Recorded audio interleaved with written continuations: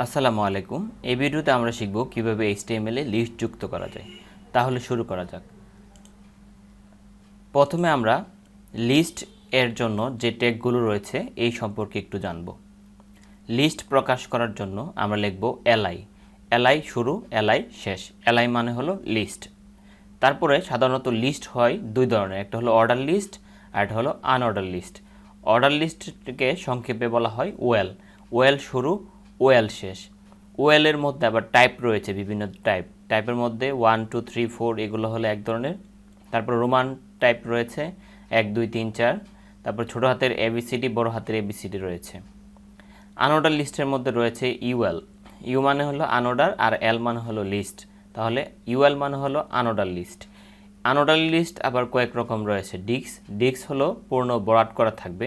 Circle বৃত্ত খালি থাকবে। স্কোয়ার, তাহলে ডিক্স, সার্কেল, স্কোয়ার এগুলো হলো আনঅর্ডার লিস্টের উদাহরণ। তাহলে পর্যায়ক্রমে যেগুলো আসে একটার পর একটা এগুলোকে বলা হয় অর্ডার লিস্ট, আর যেগুলোতে কোনো সিরিয়াল থাকে না এগুলোকে বলা হয় আনঅর্ডার লিস্ট।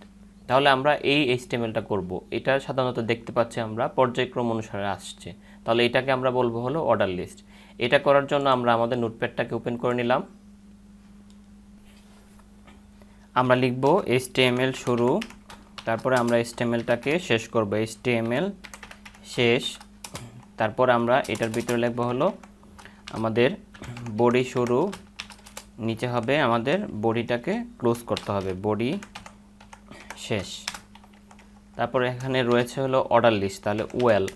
আমরা এখানে লিখব হলো টাইপ ইকুয়াল টু ডাবল কোটেশনের ভিতরে আমরা প্রথমবার কোন ধরনের চাচ্ছি আমরা এটা দিয়ে দিব। নিচে গিয়ে আমরা এই ওয়েলটাকে ক্লোজ করব। আচ্ছা, তারপর এখানে আমরা দেখতে পাচ্ছি লিস্ট রয়েছে তিনটা, তাহলে li শুরু, ফয়সাল, তারপর আমরা liটাকে শেষ করব। দ্বিতীয় লাইনে আমরা আবার li শুরু করব, li শুরু, ফাহিম, liটাকে আমরা শেষ করব।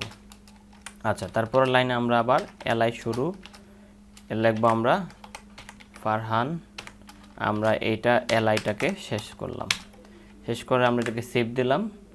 সেভ দিয়ে আমাদের কম্পিউটারে গিয়ে আমরা এটাকে রিলোড দিলাম। আচ্ছা, চলে আসলো 1 2 3 ফয়সাল, ফাহিম, ফারহান। আশা করি এইটা আমরা বুঝতে পেরেছি। তার পরবর্তীতে যদি আমরা এইটা করতে চাই, এইটা করার জন্য আমরা দেখতে পাচ্ছি যে এখানে যে লিস্টটা রয়েছে এই লিস্টটাকে বলা হয় আনঅর্ডার লিস্ট। তাহলে আমরা জানি আনঅর্ডার লিস্টের সময় ব্যবহার করতে হয় ইউএল। সুতরাং ইউএলটা পরিবর্তন হয়ে যাবে হলো ইউএল, আর টাইপ হয়ে যাবে হলো এই টাইপটাকে বলা হয় সার্কেল। তাহলে আমরা এখানে 1-এর পরিবর্তে লিখব সার্কেল। তারপর বাকি যে li শুরু, ফয়সাল li শুরু, ফাহিম li শুরু, ফারহান ঠিক থাকবে। এই জায়গার মধ্যে আমরা লিখব হলো ইউএল। তা বডি বাকি সব কিছুই ঠিক থাকবে। তারপরে আমরা এটাকে রিলোড দিলাম, এই যে চলে আসলো। এখন যদি আমরা আরেকটা নাম বাড়াতে চাই, শুধুমাত্র আমরা এই জায়গার মধ্যে গিয়ে লিস্ট দিয়ে আরেকটা জিনিস লিখে দিলে হয়ে যাবে।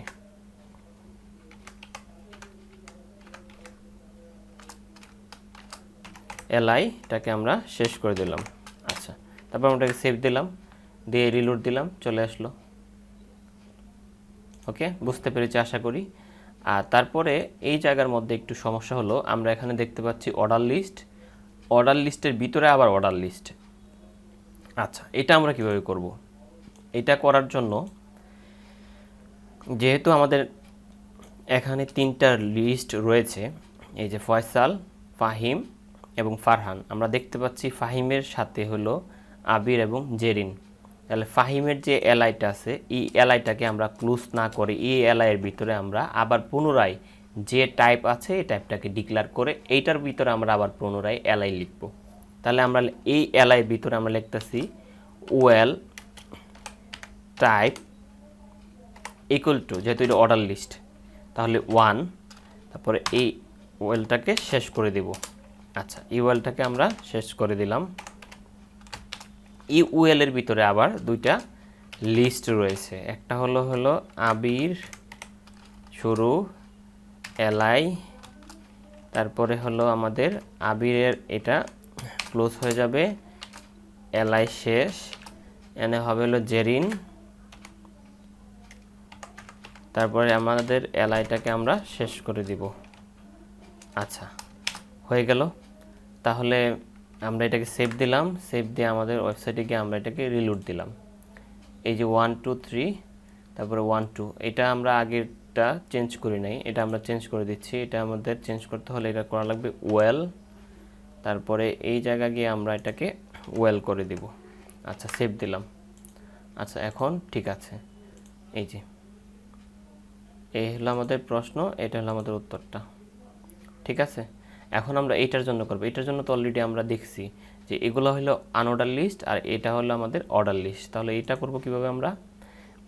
আমরা এখানে গিয়ে লিখবো ইউএল, ইউএল দিয়ে লিখবো ইউএল টাইপ, এটা সার্কেল টাইপের, সবগুলা ঠিক আছে। আর এই জায়গার মধ্যে গিয়ে লিখবো আমরা ওয়েল টাইপ ইকুয়াল টু এ, শুধুমাত্র এ দিয়ে দিব, আর বাকি সব ঠিক আছে। সেভ দিলাম, আমরা আমাদের প্রোগ্রামে গেলাম, রিলোড দিলাম, চলে আসলো এবি, আর বাকিগুলো হলো আনঅর্ডার লিস্ট। আশা করি আপনারা এই লিস্টের যে আনঅর্ডার লিস্ট এবং অর্ডার লিস্ট সম্পর্কে মোটামুটি একটি ধারণা পেয়েছেন এবং বুঝতে পেরেছেন। আপনাদের যদি এই ভিডিও সম্পর্কে কোনো প্রশ্ন থাকে বা বুঝতে অসুবিধা হয়, তাহলে ভিডিও নিচে কমেন্টস বক্সে জানাতে পারেন, আমি চেষ্টা করব আপনাদের কমেন্টস উত্তর দেওয়ার। পাশাপাশি আমাদের ফেসবুক গ্রুপে আপনারা আপনাদের সমস্যা লিখে পোস্ট করতে পারেন। আশা করি ভালো থাকবেন, সুস্থ থাকবেন। টেক কেয়ার, আল্লাহ হাফেজ।